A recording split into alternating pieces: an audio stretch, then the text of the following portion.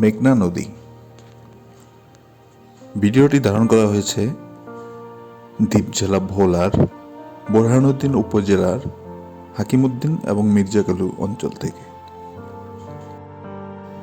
সারা বাংলাদেশেই পৌষের কনকনে শীত পড়ছে, তার সাথে চলছে শৈত্যপ্রবাহ। উত্তর দিক থেকে প্রচণ্ড বেগে বাতাস আসছিল, অনেক ঠান্ডা বাতাস। নদীর পাড়ে দাঁড়ানোটাই ছিল মুশকিল। এতটাই বাতাস ছিল যে নদীতে প্রচণ্ড ঢেউ ছিল, আর ঢেউগুলো দেখে মনে হচ্ছিল না যে এখন পৌষ মাস চলতেছে, মনে হচ্ছিল এই সেই আষাঢ়ে মেঘনা, ভয়ঙ্কর মেঘনা। মেঘনা, এই ভয়ঙ্কর মেঘনা, সর্বনাশা মেঘনা। আমাদের দ্বীপ জেলা ভোলার কত মানুষকে যে ঘর ছাড়া করেছে, পিঠা ছাড়া করেছে এই মেঘনা, তার কোনো হিসাব নেই। আবার এই মেঘনার বুকে জাল ফেলে মাছ শিকার করেই জীবিকা চলে হাজারো মানুষের, লাখো মানুষের। নদীর পাড় আমার সবসময় ভালো লাগে। ভালো লাগে নদীর ঢেউ দেখতে, নদীর পাড়ের ঠান্ডা শীতল বাতাস, সব মিলে নদীর পাড় আমার ভালোই লাগে। তাই যখনই ভোলায় যাই এবং সময় পাই, ছুটে যাই নদীর কাছে।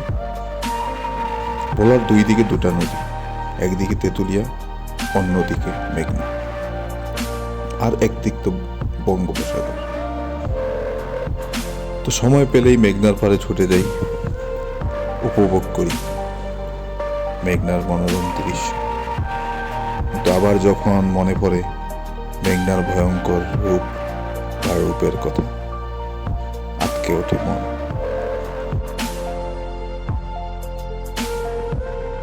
মেঘনা পাড়ের এই জায়গাটায় যখন আমি আসি, মনে হয় না যে আমি মেঘনার পাড়ে আছি, মনে হয় কোনো এক সমুদ্র সৈকতে আছি। বাতাস থাকার কারণে অনেক ঢেউ ছিল, যে ঢেউগুলো ছিল অনেক মনোমুগ্ধকর, অনেক মনোরম। নদীতে স্রোত, ঢেউ আর বাতাসের এক অন্যরকম শব্দের সৃষ্টি হচ্ছিল, খুব ভালো লাগছিল। তাই অনেকক্ষণ ধরেই উপভোগ করেছিলাম। ছবি তুলতে আমার ভালো লাগে, তাই ছবি তুলে থাকি, মাঝে মধ্যে ভিডিও করি, তাও ভালো লাগে। বর্তমানে সামাজিক যোগাযোগের অন্যতম এবং সবচেয়ে বড় মাধ্যম হচ্ছে ফেসবুক এবং ইউটিউব। তাই আমার ভালো লাগার ছবি এবং ভিডিওগুলো ফেসবুক এবং ইউটিউবের মাধ্যমেই আপনাদের কাছে শেয়ার করে থাকি।